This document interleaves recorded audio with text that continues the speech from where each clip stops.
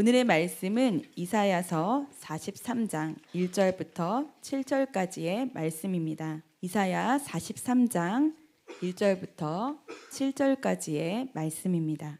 다 찾으셨으면 제가 먼저 읽겠습니다. 야곱아, 너를 창조하신 여호와께서 지금 말씀하시느니라. 이스라엘아, 너를 지으신 이가 말씀하시느니라.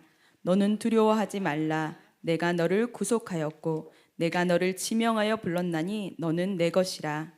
내가 물 가운데로 지날 때에 내가 너와 함께 할 것이라.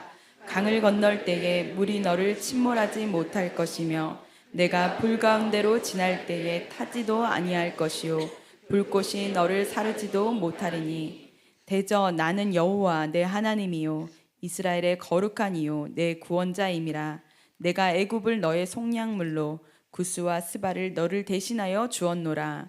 내가 내 눈에 보배롭고 존귀하며 내가 너를 사랑하였은즉 내가 내 대신 사람들을 내어주며 백성들이 내 생명을 대신하리니 두려워하지 말라. 내가 너와 함께하여 내 자손을 동쪽에서부터 오게 하며 서쪽에서부터 너를 모을 것이며 내가 북쪽에게 이르기를 내놓으라. 남쪽에게 이르기를 가두어 두지 말라. 내 아들들을 먼 곳에서 이끌며 내 딸들을 땅끝에서 오게 하며 함께 읽겠습니다.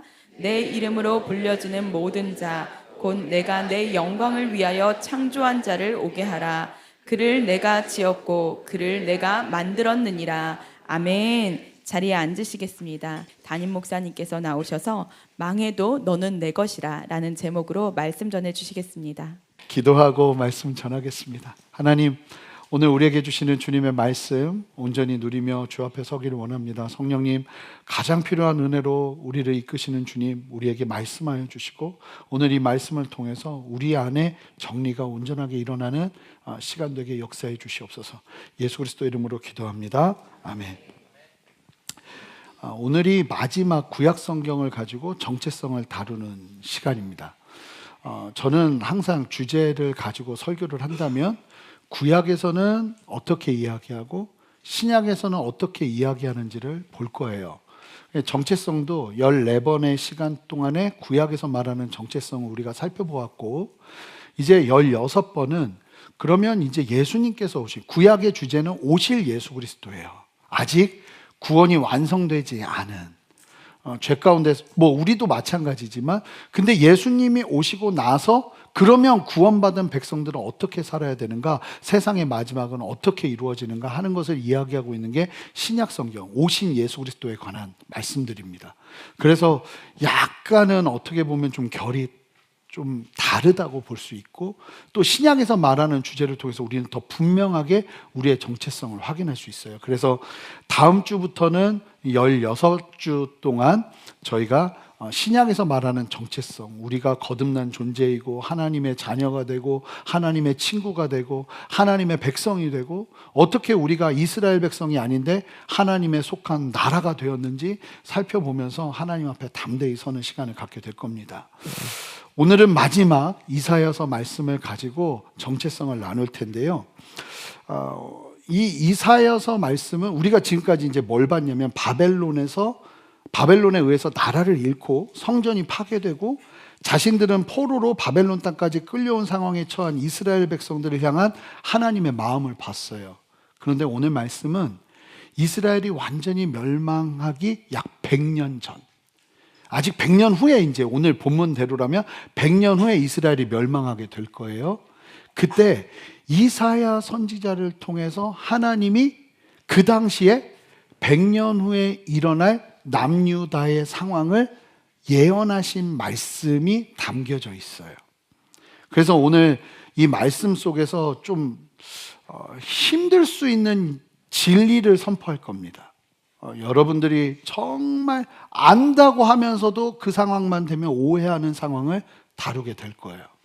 그래서 이 진리 안에서 여러분, 진리는 언제나 우리를 자유케 합니다. 아멘입니까? 진리는 언제나 우리를 분명하게 만들어요. 선명하게 해요. 그래서 오늘 말씀을 통해서 우리 안에 분명하지 않았고 묶여있던 영역들이 풀어지고 자유케 되어지고 하나님의 진리 아래 바로 서는 저와 여러분 되시기를 주님의 이름으로 축복합니다. 아마 본문을 읽으시면서 참 많이 눈에 익은 구절이다 싶으실 거예요. 처음 1절부터 하나님을 향한 이스라엘의 사랑이 뭐 찬양 가사로도 많이 쓰이는 구절이잖아요. 언어와 단어들 속에서 하나님의 사랑이 막 드러나는데요. 눈에서 꿀이 뚝뚝 떨어지는 모습이 상상될 정도로 하나님은 이스라엘 백성들이 어떤 존재인지를 말씀하시고 생명처럼 새겨주고 계시는 말씀이 오늘 본문이에요. 그런데 이 본문은요, 정말 놀라운 말씀이에요. 왜냐하면 이 본문의 배경을 살펴볼 때 이게 언제 어떤 상황에서 선포됐는지를 보면 이 참 기가 막히다는 말이 절로 나와요. 이사야 선지자가 이 말씀을 선포하던 시기는 기원전 8세기. 남유다 백성들에게는요, 이때가 언제였냐면 칠흑 같은 공포의 시대였습니다.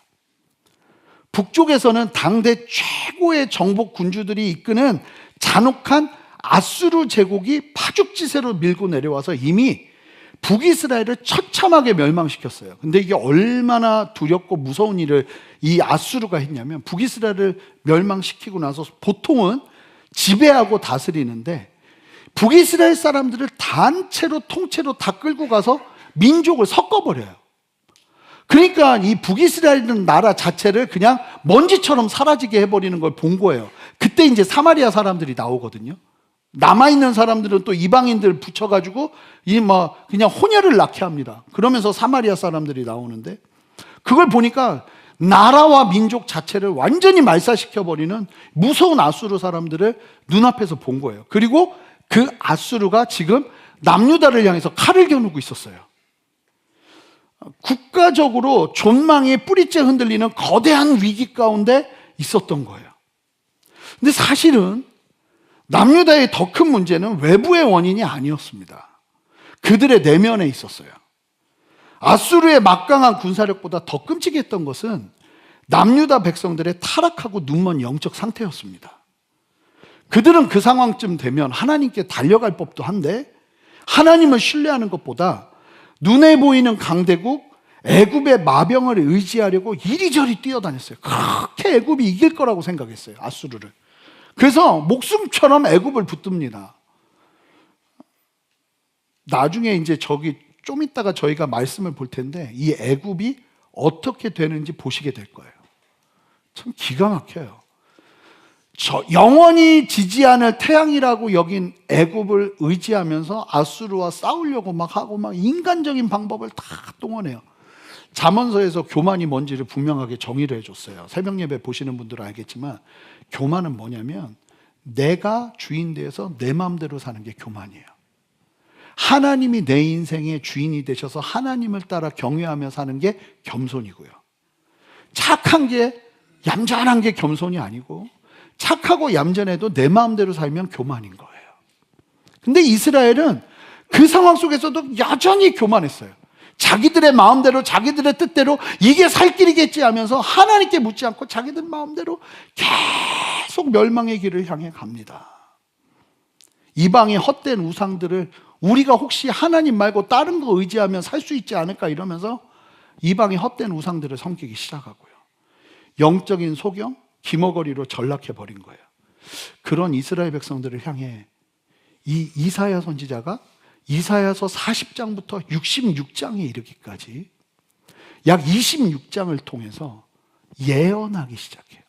뭘 예언하냐면 100년 후를 예언합니다. 근데 이스라엘은 참 놀라운 사실들을 계속 경험한 유대인들은 그런 걸 경험한 이유가 100년 후에 예언된 말씀이 100년 후에 그대로 이루어져요. 그러니까 하나님의 말씀이 있는 그대로 이루어진다는 것을 몸소 그들은 삶 속에서 뼈저리게 경험한 사람들이에요. 그러니까 그런 경험이 새겨진 사람들이 요한계시록의 말씀을 대한단 말이에요. 그러면 이 당시 초대교회 요한계시록의 말씀을 본 사람들은 또 그 말씀 그대로 이루어질 것이라는 것을 믿음으로 바라보면서 종말의 신앙을 가지고 이 땅을 살아냈던 거예요. 여하튼 이사야 선지자가 100년 후에 있을 일들 뿐만 아니라 그 후에 이스라엘은 어떻게 회복될 것이며 거기서 멈추는 것이 아니라 하나님의 구원 계획이 메시아를 통해서 고난받는 종을 통해서 이루어질 것임이 처절하게 예언되는 말씀이 40장부터 66장까지 이어지기 시작합니다. 본문의 앞장인 우리가 43장 1절부터 7절을 봤는데요. 본문의 앞장인 이사야 42장을 보면 어떤 내용이 담기냐면 이스라엘 백성들이 멸망하게 될 것이고 나라를 빼앗길 것이고 포로로 끌려갈 것이 100년 후에 일어날 일이 예언이 돼요. 근데 보면 얼마나 남유다 백성들의 영적 상태가 심각했는지가 나오는데요. 하나님께서 너무나 무감각해진 이스라엘 백성들의 죄악을 매섭게 책망하시면서 계속된 그들의 패역함은 결국 아수르가 아니라 신생국, 당시의 신생국이었던 바벨론이 아수르를 삼키면서 바벨론에 의해서 남유다가 멸망될 것이라는, 그러면서 이 거대한 바벨론 제국에 의해서 예루살렘 성전이 불타고 백성들이 쇠사슬에 묶여 포로로 끌려가는 끔찍한 결과를 낳게 될 것이라는 게 그대로 예언돼요. 기가 막힌 건 100년 후에 그대로 이 말씀이 성취가 됩니다. 이사야 42장 22절을 보세요. 이 백성이 도둑 맞으며 탈취를 당하며 다 굴속에 잡히며 옥에 갇히는도다. 노략을 당하되 구할 자가 없고, 노략당하는데 속수무 책으로 다 당하는 거예요. 탈취를 당할 때 되돌려주라 말할 자가 없도다. 그런 상황이 올 거라는 거죠. 스스로를 향한 믿음도, 미래를 향한 소망도, 심지어 하나님을 향한 기대마저도 모든 것이 끊어진 영적인 파산 상태가 될 것이라고 말씀하고 계시는 거예요. 42장 안에 보면요, 하나님께서 이스라엘 백성들에게 피를 토하듯이 외치는 말씀이 뭔지 아세요? 너희 귀머거리들아, 너희 맹인들아. 그러니까 눈도 못 보고, 눈은 떠 있지만 진짜 뭐가 중요한지도 못 보고, 귀가 열려 있지만 하나님의 말씀을 도무지 듣지 못하는 그 백성들을 향해서 하나님이 처절하게 외치세요. 사실은 이사야 선지자를 통해 외친 거죠. 근데 이사야 선지자가 어떻게 죽었는지 아세요? 톱에 힘을 당해서 죽었어요.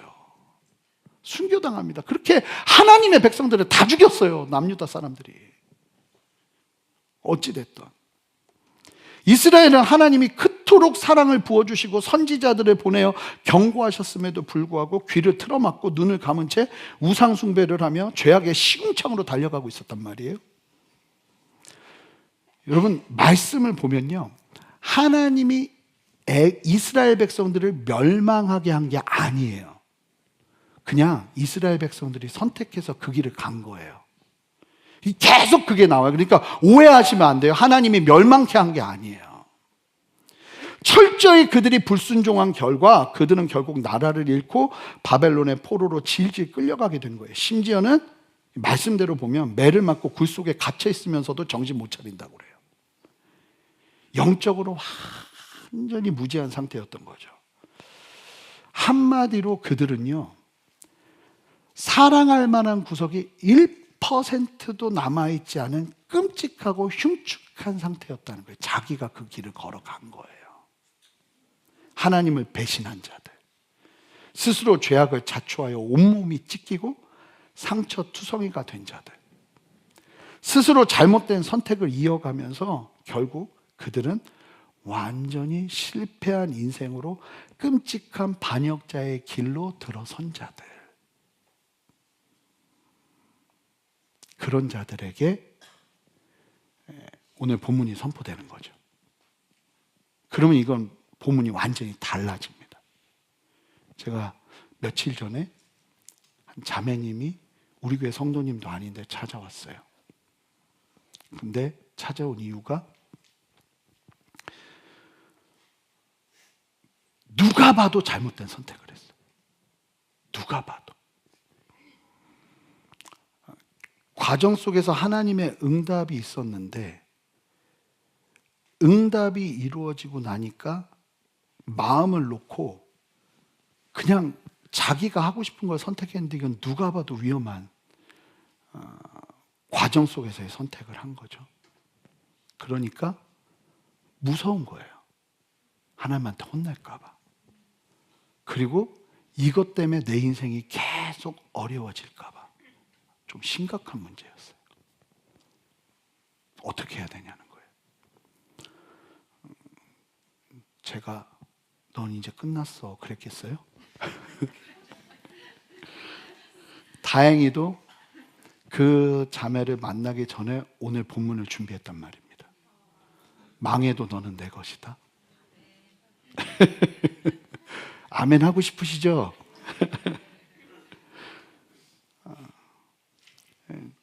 여러분, 오늘 선포된 말씀 속에서 그냥 여러분 중심에 새기세요. 이 진리를. 아무리 흔들어도 흔들리지 않게. 지금부터 이제 얘기를 두 가지를 할 거예요.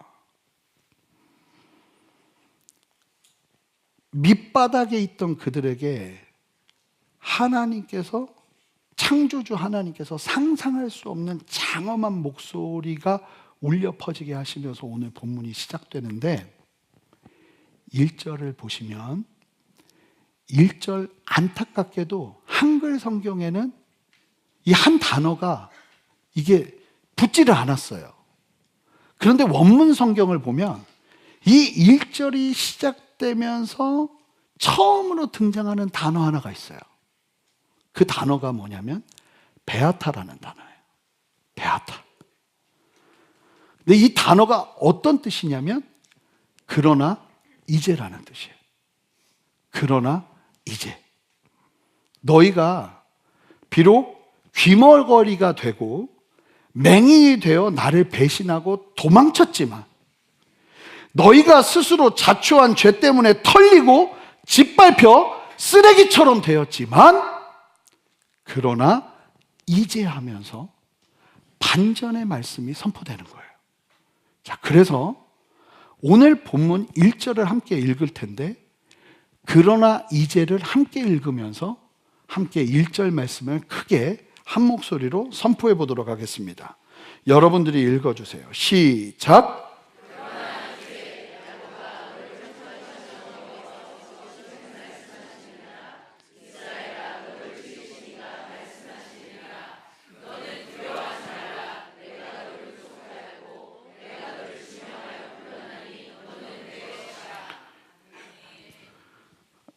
그러나 이제, 자, 지금 누구에게 얘기하냐면요, 진짜 내 말을 징그럽게 안 듣다가 결국 망한, 정말 탕자보다 더한, 완전히 파기처럼 깨진 그릇처럼 인생이 망가진 그 상대방을 바라보면서 망했어요 하고 주님 앞에 왔더니 하나님이 그러나 이제 하면서, 야곱아, 너를 창조하신 하나님께서 지금 말씀하신다.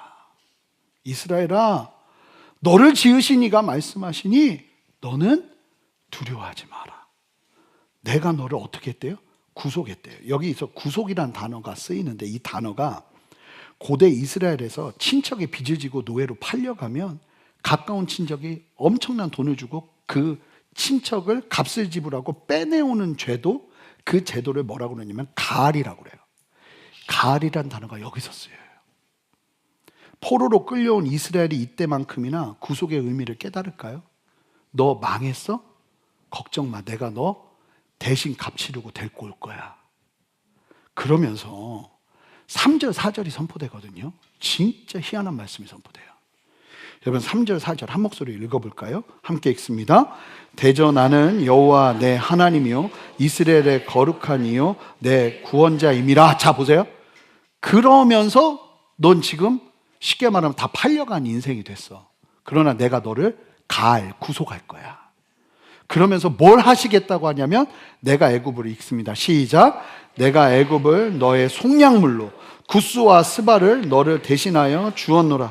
내가 내 눈에 보배롭고 존귀하며 내가 너를 사양하였은즉 내가 너 대신 사람들을 내어주며 백성들이 내 생명을 대신하리니. 그게 무슨 얘기냐면, 이 조만한 남유다를 구원하시기 위해 그렇게 지지 않는 태양처럼 보이는 애굽과, 구스가 어디냐면 에티오피아예요. 이집트 바로 밑에 있거든요. 그 이디오피아 땅은 그 당시 최고의 강력한 북이스라엘 국가 중에 하나였어요. 구스와 스바, 그 옆에 있는 지역들인데, 스바까지 온통 너를 구속하기 위해서 대신 주겠다고 그랬어요. 근데 100년 후에 어떤 일이 일어났는지 아세요? 여러분, 참 놀라운 사실이, 이 그 바벨론이라는 나라를 페르시아가 점령하잖아요. 한 세대가 지나고 나서. 그때 고레스의 아들 캄비세스의 페르시아 왕조가, 이때가 언제냐면 이스라엘이 포로에서 귀환하기 시작하는 직전이에요. 이때 어떤 일이 벌어지냐면 이집트와 구스와 스바 지역을 정복을 해버려요. 그래서 완전히 점령을 당합니다. 근데 우리는 외교적으로 함부로 이야기할 수 없는, 상상조차 할 수 없는, 하나님이 뭐라고 말씀하시냐면 너를 대속하기 위해서, 그러니까 이때 이 페르시아 안에 어떤 일이 있었냐면 엄청나게 귀한 이집트와 북이스라엘 지역을 확 얻은 거예요. 그러니까 이 포로를 돌려보내주는 건 아무것도 아닌 거예요. 내가 얻은 거에 비하면. 그런 기류가 조성되면서 이스라엘 백성들이 포로로 풀려날 수 있는 상황과 정치적인 상황이 펼쳐졌던 거예요. 기가 막힌 건 뭐냐면 아무도 몰라요. 하지만 하나님의 백성들은 알아요. 우리를 구원하시기 위해 이 조만한, 완전히 패망한, 나라도 잃어버린 아무것도 아닌 나를 구원하기 위해 하나님이 말도 안 되게 이집트와 구스와 스바 지역을 하나님께서 대속물로 삼으셨다는 거예요. 놀라운 사실이 뭔지 아세요? 성경은요, 누군가를 구원하기 위해 다른 무언가가 대가를 치러야 한다는 대속의 원리가 끊임없이 선포됩니다. 동물의 제사에 시작된, 그래서 동물이 왜 제물이 되는 거예요? 내 죄값을 대신 이 제물에게, 그래서 안수해서 죽이죠. 내 죄를 다 여기다 넘기는 거예요. 동물의 제사에 시작된 이 대속의 원리가, 놀라운 사실은 한 나라를 구원하는데도 또 다른 나라를 희생시키는 거예요. 근데 하나님의 대속은요, 어떻게 하는지 아세요? 가치가 훨씬 좋은 걸 대속으로 삼아요. 그러면서 남유다는 애굽보다 더 중요한 나라가 돼버리는 거예요. 망했는데, 끝장났는데. 우리나라가 오늘 3.1절인데, 여러분, 우리나라가 이렇게 복음으로 가득하고, 한반도, 이 대한민국의 역사 속에서, 이 땅의 역사 속에서 이렇게 부유한 적은 처음이잖아요. 이러한 놀라운 은혜와 축복을 누릴 수 있었던 데에는 수많은 사람들의 이상하리 많지 많은 순교의 피가 있었어요. 천주교의 박해에서부터 시작됐지만 신유 박해, 기해 박해, 병호 박해, 특별히 1866년에 일어난 병인 박해는 무려 10,000명의 사람들이 한 번에 집단 처형을 당합니다. 여러분, 10,000명이에요, 10,000명. 그냥 돌에다가 사람 머리 넣고 말과 소로 잡아 당겨가지고 그 자리에서 그냥 죽이고, 이거를 10,000명을 그렇게 막 잔인하게 죽인 거예요. 뿐만 아니라 기독교로 넘으면서 일제강점기 때, 그리고 6.25 때 엄청나게 많은 사람들이 순교해요. 참 신기한 게 뭐냐면 생명을 위해서는요, 하나님이 대속의 원리를 함께 하세요. 여러분, 그래서 우리가 정말 잊지 말아야 되는 게, 하나님은 생명의 일을 하시기 위해서 누군가의 눈물과 피와 땀을 요구하신다는 거예요. 그게 나였으면 좋겠어요. 그리고 나의 눈물과 땀과 헌신을 통해서 누군가가 살아날 수 있다면 그것보다 가치 있는 게 있을까요? 하나님은요, 이 대속의 원리 속에서도 항상 어떻게 하시냐면 훨씬 가치 있는 것들을 대속하게 하셔서 이 대한민국이 이렇게 복음의 나라가 될 수 있기까지 한국으로 왔던 선교사님들의 리스트를 보면요, 기도 안 차요. 호러스 언더우드 선교사님, 윌리엄 스크랜턴 선교사님, 헨리 아펜젤러 선교사님, 이 사람들은요 다 아이비리그 명문대 출신이에요. 명문가 집안이고. 이런 사람들이 이 땅에 와서 정말 계몽도 되어 있지 않은 엉망진창이 이 나라에 와서 엄청난 눈물과 땀과 수고와 순교의 피를 흘리는 거예요. 뿐만 아니라 올리버 에비슨이라는 캐나다 토론토의 의과대학 교수로 있다가 하나님의 부름을 받고 도무지 조선이라는 나라가 어딘지도 모르는데 하나님의 사명을 가지고 이 땅, 조선 땅으로 와서 재중원을 책임맡기 시작해요. 이분이 세브란스 병원과 의과대학으로 이 재중원을 발전시키면서 의사를 수없이 양성하기 시작합니다. 오제타 쇼우드 홀, 이분은 여성분이신데 펜실베니아 여자의과대학을 졸업하고 이 하나님이 주신 사명을 가지고 와서 우리나라에서 처음으로 시작한 게 뭔지 아세요? 맹인들, 특별히 여자아이들 맹인들을 돌보기 시작해요. 그리고 여성 의료인, 간호사들을 양성하는 일을 목숨 걸고 하기 시작합니다. 남편 윌리엄 제임스 홀은요, 똑같이 의사였어요. 이 사람도 이 조선 땅으로 와서 평양에서 의료사역을 하다가 순교를 해요. 하나님은요, 언제나 우리가 생각하기에 아무것도 아닌 존재보다 훨씬 더한 것을 대속물로 삼으셔서 하나님의 생명을 이루시며 이 가치를 극상시키세요. 그 절정이 누구겠어요?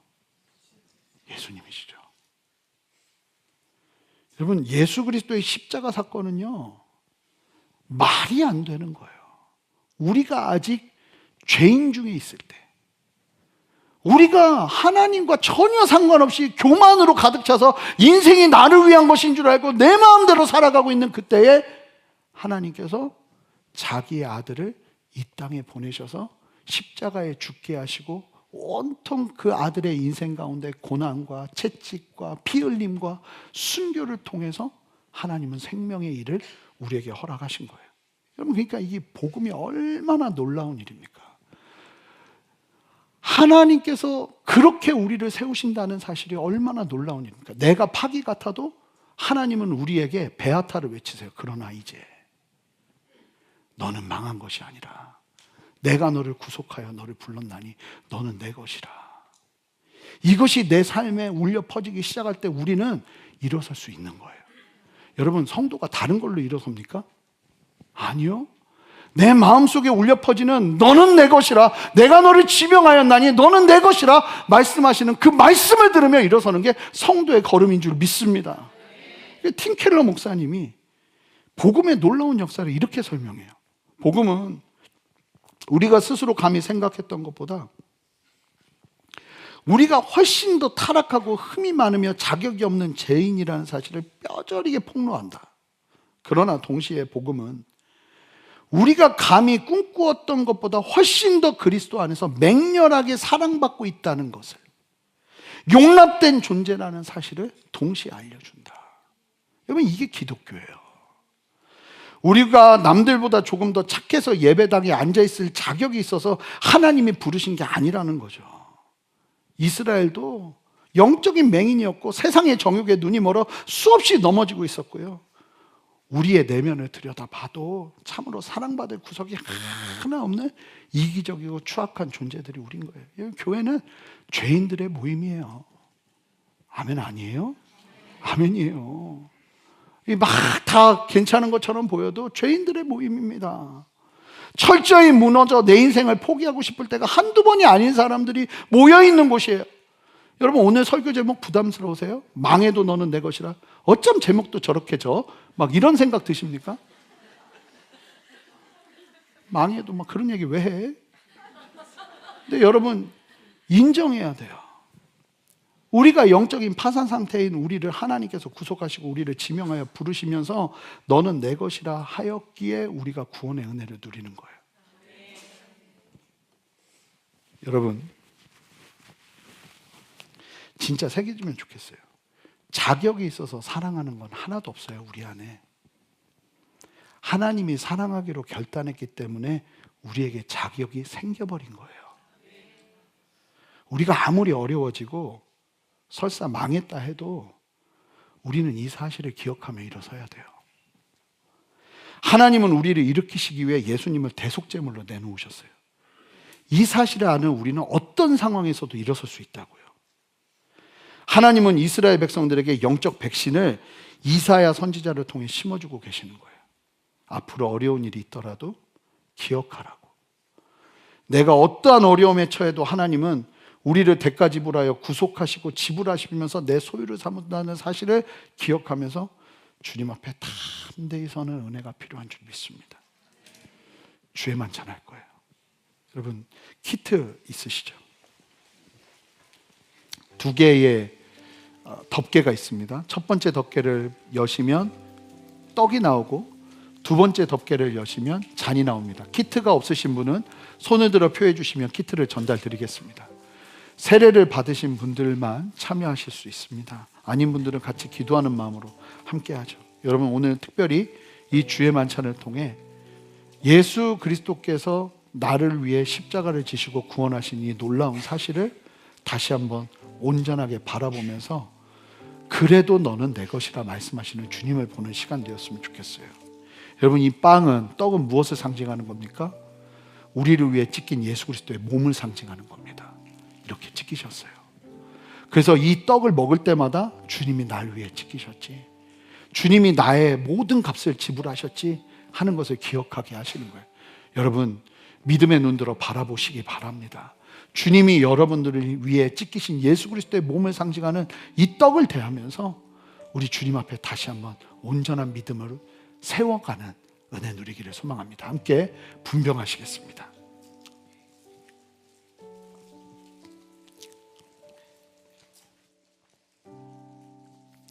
두 번째 덮개를 여시고요, 주님의 잔을 대할 거예요. 여러분, 이 빨간 음료는 예수 그리스도의 피를 상징하는, 예수 그리스도의 그 보혈을 상징하는 것입니다. 주님이 우리를 위해 십자가에서 죽으시며 우리를 구원하시고 우리를 하나님의 자녀 삼으셨어요.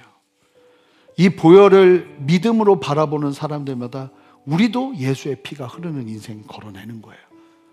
망해도 너는 내 것이라 말씀하시는 주님의 그 놀라운 부르심 앞에 우리 함께 믿음으로 반응하기를 원합니다. 함께 주의 잔에 동참하시겠습니다.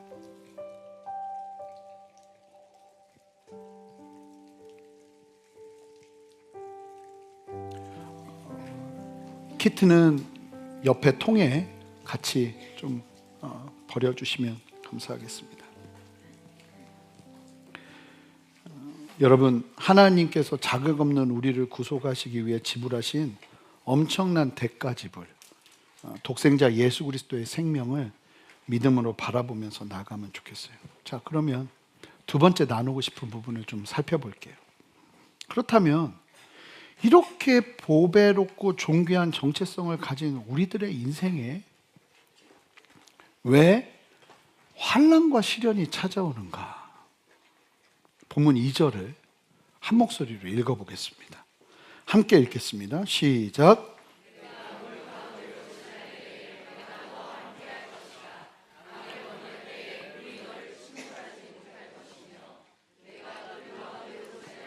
타지도 아니할 것이요 불꽃이 너를 사르지도 못하리니. 참, 이 본문 2절에 좀 계속 좀 띄워주세요. 정말 많이 오해하는 게 뭐냐면, 예수 잘 믿으면 물도 피해가요, 나를. 시련의 불도 붙었다 꺼져요. 그런 기대를 해요. 그러나 하나님은요, 성경을 잘 보세요. 세상 종교는 그런 걸 약속하죠. 그래서 열심히 뭘 하고 빌면 복이 임할 거라고 이야기를 하는데, 성경은 자 보세요. 2절을 보시면 만약에 네가 물을 지나게 된다면 이런 얘기가 아니에요. 네가 물 한가운데 지날 때 반드시 있다는 거예요. 그런 일이. 타락한 이 세상을 살아가는 성도에게 반드시 숨막히는 고난의 강물이 밀려오고 살갗을 태울 듯한 시련의 용광로를 지나야 될 때가 있다는 거예요. 우리는 흔히 예수를 잘 믿고 신앙생활을 바르게 하면 고난의 물도 알아서 피해가고 시련의 불도 저절로 꺼질 것이라고 기대하는데요. 그러나 하나님은 우리에게 거짓된 기대를 심어주지 않으세요. 타락한 이 세상을 살아가는 성도에게도 반드시 어쩔 수 없이 숨막힐 듯한 고난의 강물도 밀려오고 살갗을 태울 듯한 시련의 용광로를 지나야만 하는 때가 찾아온다는 사실을 분명히 말합니다. 근데 우리가 좌절하고 절망하는 포인트가 바로 이 지점이죠. 하나님의 자녀라는 굳건한 정체성을 가지고 의롭게 살아보려 하는데 왜 삶의 피할 수 없는 시련이 찾아오는 것인지 묻게 되는 거예요.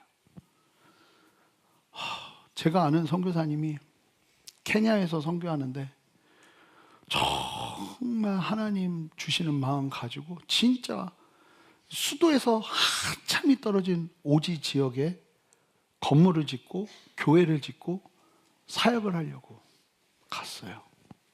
하나님이 축복해 주셔야 되잖아요. 근데 무장한 강도가 쳐들어와서 아내 선교사님한테 칼을 겨누고 그때 생긴 심장병이 지금도 고통을 줘요. 왜 그런 일이 일어날까요? 제가 아는 어떤 선교사님은 그렇게 주님을 위해서 사는데 암이 걸려버렸어요. 왜 그런 일이 벌어질까요? 하는 우리 안에 그냥 자동적으로 나오는 질문이 있다는 거예요.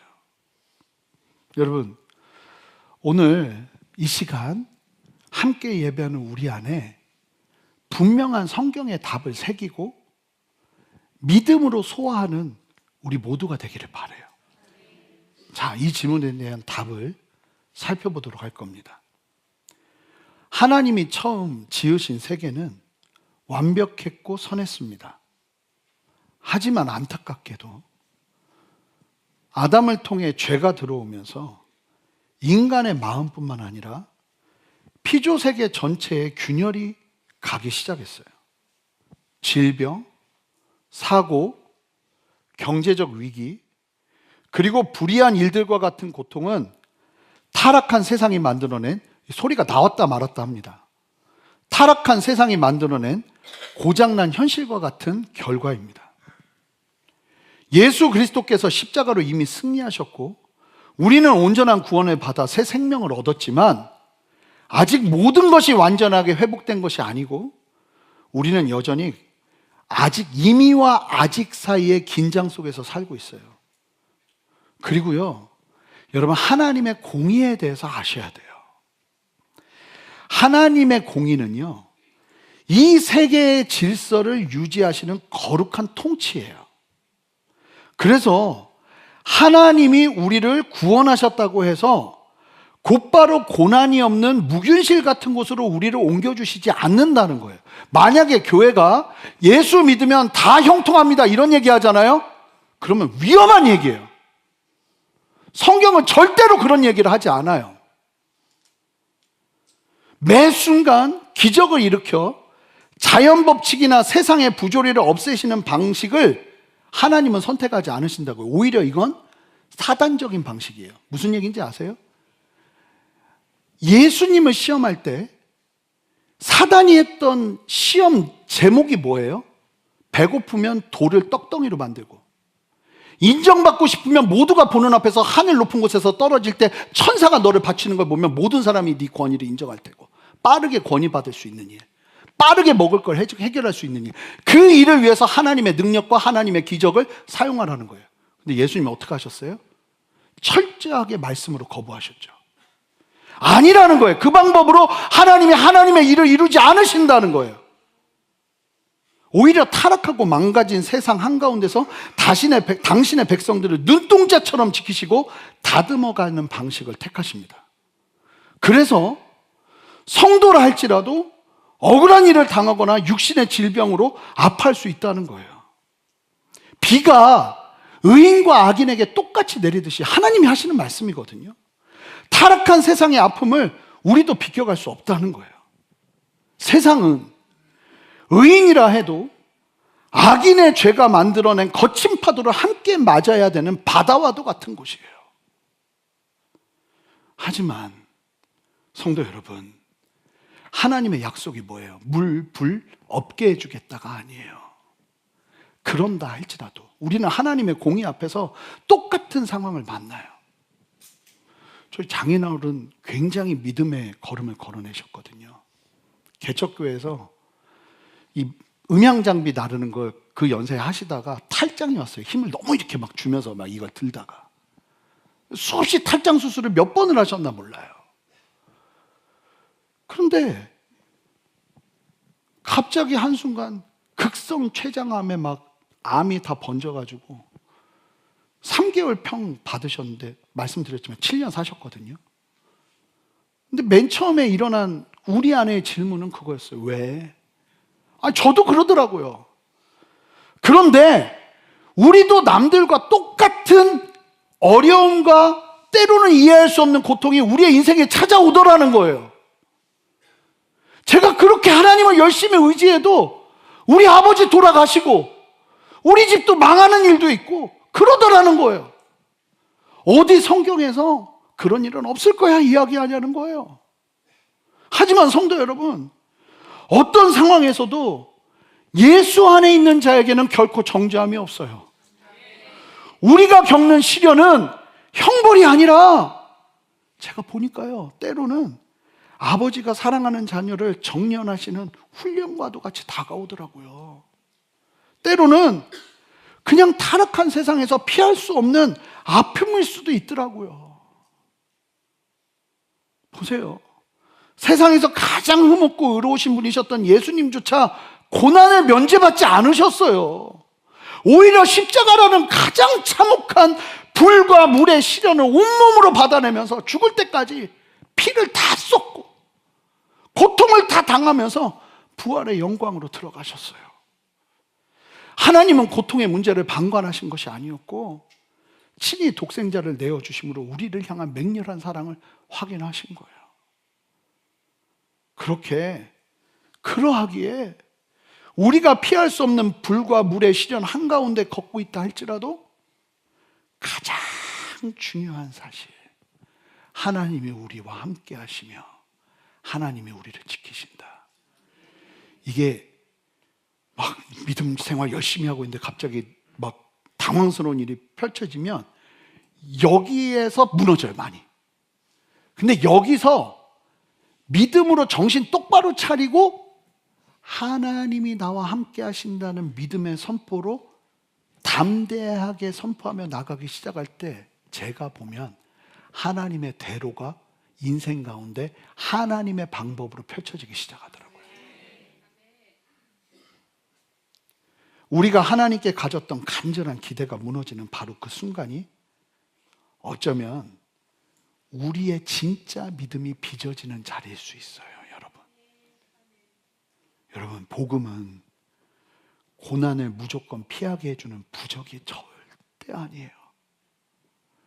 부적처럼 예수 믿지 마세요. 내가 이거 잘하면 주님이 막 이거 아니라는 거예요. 그건 부적이에요. 그건 예수님만 바꿔놓은 거지 부적이에요. 부적은 우리의 신앙이 아니라는 거예요. 어떠한 고난 속에서도 우리를 끝까지 책임지시는 하나님을 믿으며 때로는 그거에 내 눈앞에 보이지 않아도 신뢰하며 나아가는 그 걸음 속에서 하나님은 당신의 일을 이루신다는 거예요. 오늘의 본문의 핵심은 고난이 없을 거라는 고난의 부재의 약속이 아니라 하나님의 임재의 보증이 임하는 거예요. 우리의 인생은 여러분 하나님의 임재가 언제나 함께해요. 그거면 우리는 어떤 상황도 이겨낼 수 있어요. 일부 때 이 설교 했더니 우리 교회 등록도 안 한 여자분이 펑펑 울면서 나한테 와요. 펑펑 울면서. 근데 어떻게 오셨냐고 그랬더니 딸이 계속 자살을 시도한대.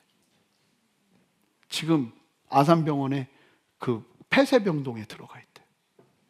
근데 병원에서 예배를 드리는데 그 예배를 담당하는 전도사님이 얘기를 듣더니 여기 가면 순전한 교회라고 있는데 그 교회 목사님한테 기도를 받으라고 그랬대요.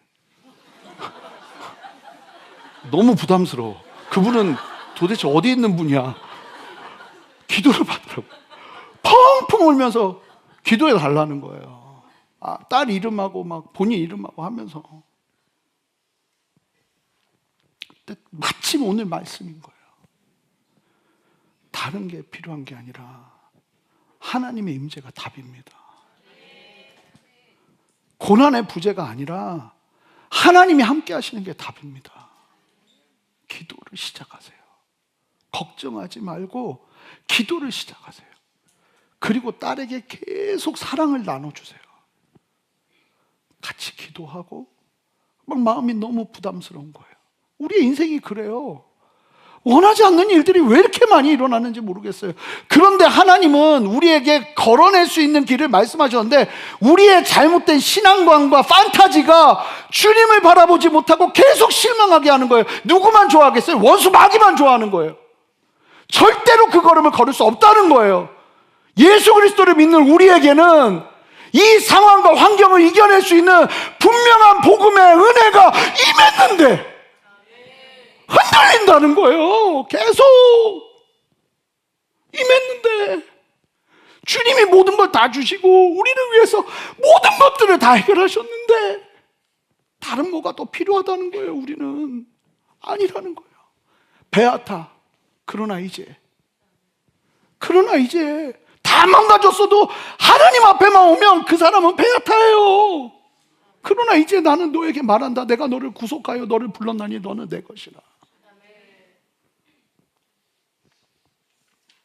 사랑하는 성도 여러분, 세상은 끊임없이 우리의 가치를 우리가 이룬 성취나 눈에 보이는 결과물로 평가하려고 하거든요. 특히 우리가 밑바닥으로 추락하면 실패했을 때 가차없이 우리는 정죄를 당합니다. 하지만 하나님은 완전히 다르신 거죠. 우리의 삶이 비록 바벨론의 포로처럼 처참하게 무너지고 맹렬한 불같은 물 한가운데로 지나간다 할지라도 하나님은 우리를 포기하지 않으세요. 십자가의 보혈이라는 가장 값비싼 대가를 치르고 우리를 구속하신 거예요. 오직 우리를 위해 당신의 생명까지 내어주신 하나님의 그 압도적인 사랑 안에 안전하게 온전한 정체성이 감춰져 있다는 사실을 기억하세요. 그러니 여러분, 어떤 절망이 여러분들을 찾아온다 할지라도 다시 일어서시기를 간절히 축복합니다. 여러분, 고난이 알아서 비켜가기만을 원하는 얕은 신앙에서 벗어나세요. 이 타락한 세상의 어떤 고통 속에서도 나와 영원히 함께 하시며 나를 온전히 지키시는 임마누엘, 하나님이 우리와 함께 하신다. 그 임마누엘의 하나님을 굳게 붙드시기를 바랍니다. 우리가 철저히 망한 것 같은 바로 이 순간에도 우리는 변함없이 하나님의 존귀한 자녀입니다.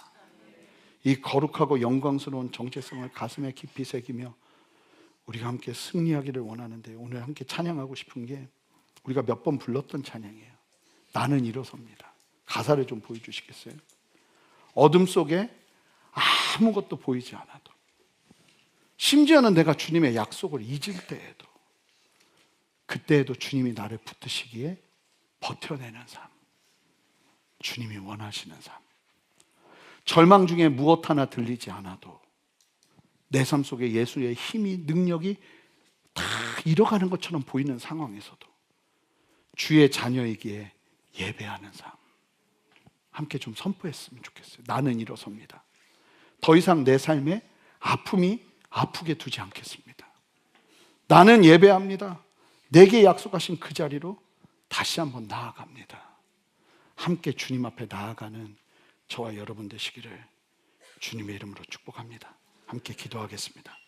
하나님, 오늘 말씀을 기억하며 망해도 너는 내 것이라 말씀하시는 이 놀라운 말씀이 내 안에 온전히 이해되어 주님을 나의 구주로, 정말 이 살아있는 진리를 내 삶으로 받아내며 주 앞에 설 수 있는 은혜를 허락하여 주시옵소서. 감사드리며 예수 그리스도 이름으로 기도합니다. 아멘. 우리 다 같이 일어서겠습니다.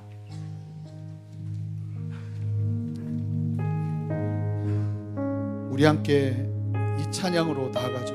어둠 속에 아무것도 보이지 않아도, 이 고백으로 주님 앞에 나가겠습니다.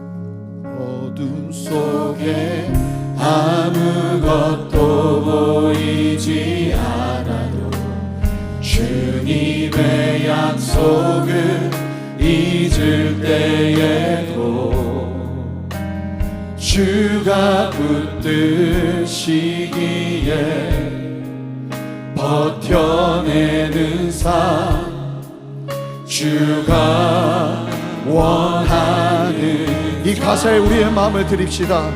절망 중에 무엇 하나 들리지 않아 예수의 능력이 힘이러 가도 주의 자녀이기에 예배하는 삶 주가 원하는 삶. 우리 두 손을 듭시다. 나는 일어섭니다. 나는 일어섭니다. 더 이상 내 삶에 아픔이 아프게 두지 않겠습니다. 나는 예배합니다. 내게 약속하신 그 자리로 다시 한번 나아갑니다. 우리 다시 한번 고백합니다. 어둠 속에 아무것도 보이지 않아도 주님의 약속을 잊을 때에도 주가 붙드시기에 버텨내는 삶 주가 원하는 삶. 절망 중에도 무엇 하나 들리지 않아도 예수의 능력이 힘이러 가도 주의 자녀이기에 예배하는 삶 주가 원하는. 여러분 전심으로 고백하세요. 나는 일어섭니다. 나는 일어섭니다. 더 이상 내 삶에 아픔이 아프게 두지 않겠습니다. 나는 예배합니다. 내게 약속하신 그 자리로 다시 한번 나아갑니다. 우리 다시 한번 고백합시다. 어둠 속에 무엇도 보이지 않아도 주님의 약속을 잊을 때에도 주가 붙드시기에 버텨내는 삶 주가 원하는. 여러분 절망 중에 무엇 하나 들리지 변함없이 주님을 신뢰하세요. 주님을 붙드세요. 힘이러 가도 주의 자녀이기에 예배하는 삶 주가 원하는. 여러분 두 손을 들고 주님을 붙잡으시다. 나는 일어섭니다. 나는 일어섭니다. 더 이상 내 삶에 아픔이 아프게 두지 않겠습니다. 나는 예배합니다. 내게 약속하신 그 자리로 다시 한번 나아갑니다. 우리 함께 목소리 높여 나는 일어섭니다. 나는 일어섭니다. 더 이상 내 삶에 아픔이 두지 않겠습니다. 나는 예배합니다. 내게 약속하신 그 자리로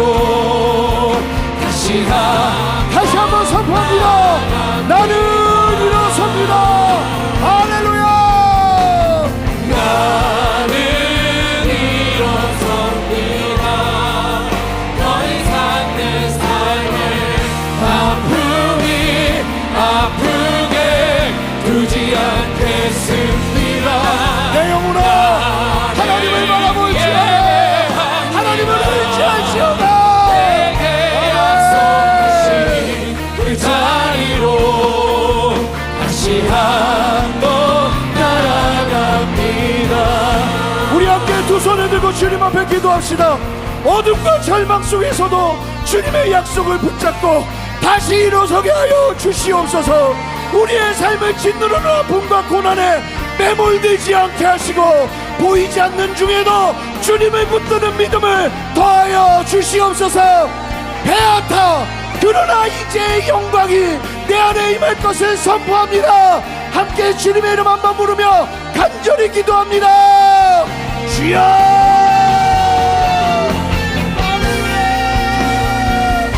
하나님 역사하시는 주님을 찬양합니다. 일어섭니다. 더 이상 내 삶에 아픔이 하나님, 주님 우리를 세워주시옵소서. 하나님, 다시 한번 믿음의 눈을 들고 주님을 바라보게 하여 주시옵소서. 고난을 이야기하시고 주님 앞에 담대히 서는 우리 모두가 되게 하여 주시옵소서.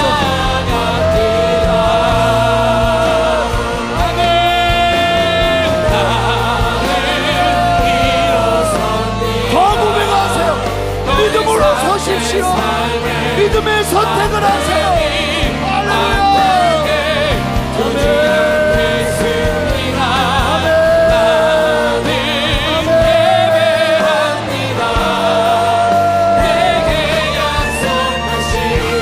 두 번째 기도합니다.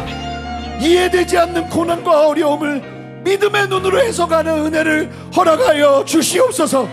내 짧은 지식과 경험으로 납득하려 하지 않게 하시고 말씀을 의지하며 주님의 진리 앞에 내가 너를 지명하여 불렀나니 너는 내 것이라 말씀하시는 주님의 놀라운 사랑의 음성을 듣게 하여 주시옵소서. 하나님이 특별히 여러분 이 시간 여러분들을 회복시키실 거예요. 하나님이 특별히 여러분들의 마음을 움직이실 거예요. 주님 앞에 반응하세요. 이 시간 우리의 두 손을 높이 듭시다. 하나님의 은혜로 성령의 충만으로 아버지의 붙드심으로 아버지는 내 삶을 이해하며 내 삶을 취하며 주님 앞에 믿음으로 담대히 서는 은혜를 허락하여 주시옵소서. 여러분 고백하세요. 주님이 나의 전부라고, 주님이 나의 모든 것이라고. 우리 그 믿음의 고백에 주님께서 역사하시는 은혜를 보게 될 줄 믿습니다. 함께 주님의 이름 한번 부르며 전심으로 고백하며 나갑시다. 주여, 그 자리로 다시 한번 나갑니다. 납득할 수 없는 삶의 깊은 고난 앞에서 아버지 견뎌하여 서는 이시가 하나님의 완전한 성령을 굳게 신뢰하며 나아가는 은혜를 허락하여 주시옵소서. 하나님 지금의 고통도 우리를 전부같이 빚어주시는 주님의 손길을 깨닫고 원망과 좌절을 넘어 오직 믿음의 눈으로 주님의 선하신 뜻을 온전히 바라보는 깊은 은혜를 부어주시옵소서. 그 자리로 다시 한번 나갑니다.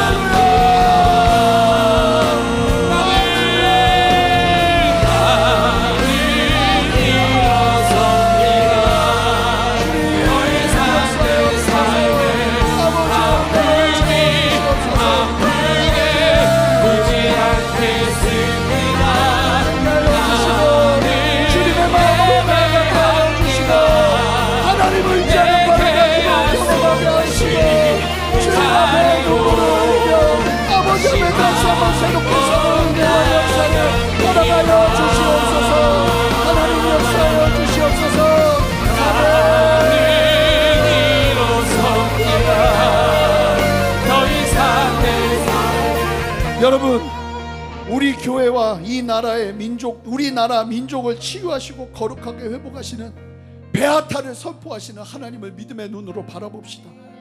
우리 순전한 교회가 이 시대에 짙은 영적 어둠을 밝히고 절망 속에 주저앉는 수많은 영혼들을 다시 일으켜 세우는 생명의 방주가 되게 하여 주시옵소서. 뿐만 아니라 하나님이 대한민국도 파괴와 같이 무너진 남유다를 향해서도 베아타를 외치시는 주님, 아직도 펄펄 살아있는 수많은 순교의 피가 함께하는 이 대한민국을 사랑하시는 주님, 이 나라 당신의 손으로 붙들어 주시옵소서. 여러분, 나라를 위해서도 우리는 기도해야 돼요. 나라를 위해서 간절히 기도해야 돼요. 하나님 이 나라를 온전히 주님의 은혜로 붙들어 주시옵소서. 다 같이 두 손을 간절히 들고 주님 앞에 은혜를 구하며 함께 주님의 이름 부르며 기도합니다. 주여, 하나님 역사하시는 주님을 찬양합니다. 나는 일어섭니다. 더 이상 내 삶을 아픔이 아프게 두지 않겠습니다. 나는 예배합니다. 절망 속에서 주저하지 않는 수많은 내게 약속하신 아버지 생명의 방식을 위하여 주시옵소서. 이 대한민국도 아버지 사회 곳곳에 급격한 갈등과 상처와 아버지 그 모든 아픔들이 예수 그리스도의 그 보혈로 치유하게 하시고 일어서게 하시고 보게 하시고 깨닫게 하여 주시옵소서. 더 이상 내 삶에 아픔이 아프게 두지 않겠습니다. 나는 예배합니다. 내게 약속하신 그 자리로 다시 우리 함께 한 마음으로 선포합시다. 나는 일어섭니다. 할렐루야. 나는 일어섭니다. 더 이상 내 삶에 아픔이 아프게 두지 않겠습니다. 나는 예배합니다. 내게 약속하신 그 자리로 우리 두 소리 들고 성도들이여 여러분의 목소리로 선포하세요. 나는 일어섭니다. 나는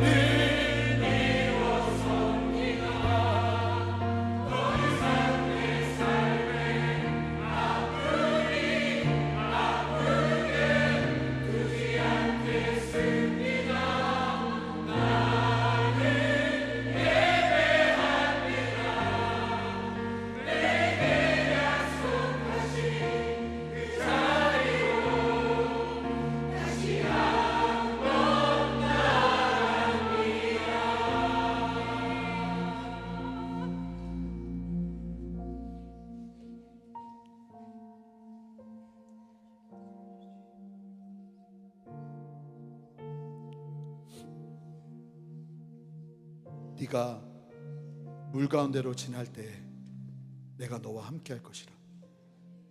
강을 건널 때에 물이 너를 침몰하지 못할 것이며 네가 불 가운데로 지날 때에도 타지 아니할 것이요 불꽃이 너를 사르지 못할 것이라. 다니엘의 그 세 친구들이 이 사실을, 이 말씀을 문자로 경험했죠. 포로로 끌려갔고 하나님을 경외했지만 죽음의 위기가 찾아왔고, 그러나 하나님은 다니엘의 그 세 친구를 끝까지 붙드셨어요. 우리에게 보여주시는 거죠. 여러분, 하나님은 우리를 포기하지 않으시고, 저는 성도의 견인을 믿습니다. 하나님이 한번 구원한 사람은 끝까지 보호하시는 분이세요. 지금 당장 마치 목숨의 경각이 달린 것처럼 다가오는 상황을 만나도 절대로 그것은 우리의 끝이 되지 않을 거예요. 우리의 마지막이 되지 않을 거예요. 하나님 그 믿음의 시선이 함께 예배한 우리 모든 성도들의 삶 가운데 있게 하여 주십시오. 놀라운 것은 이 말씀이 아직 일어나지 않은 일들을 바라보면서 예언하신 말씀이고, 또 이 말씀을 기억한 사람들이 그런 어려움 속에서 이 말씀을 기억하며 극복하고 이겨냈다는 사실. 하나님 이 진리의 말씀이 우리에게도 동일하게 임하게 하여 주셔서 우리의 어떤 상황 속에서도 흔들리지 않는 이 놀라운 진리로 우리의 정체성이 세워지고 하나님의 진리 안에 담대히 서게 되는 은혜가 일어날 줄 믿사오니 주님 마음껏 새기시고 역사하여 주시옵소서. 감사드리며 예수 그리스도 이름으로 기도합니다.